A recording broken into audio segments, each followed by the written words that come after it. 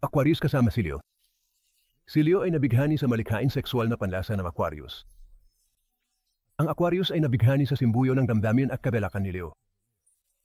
Si Leo ay ego at ang Aquarius ay cerebral.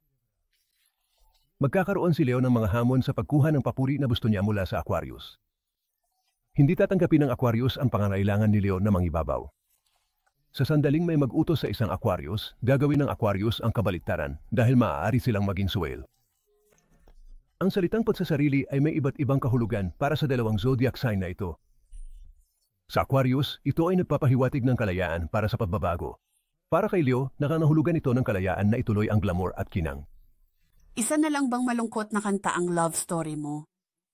Naghintay ka ba para sa iyong prinsipe o prinsesa na kaakit-akit, ngunit sa halip ay nakakita ng palaka?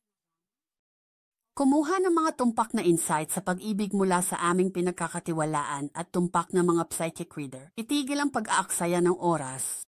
Magsisimula na ang iyong kinabukasan. Tumawag sa 1-800-428 at 28-28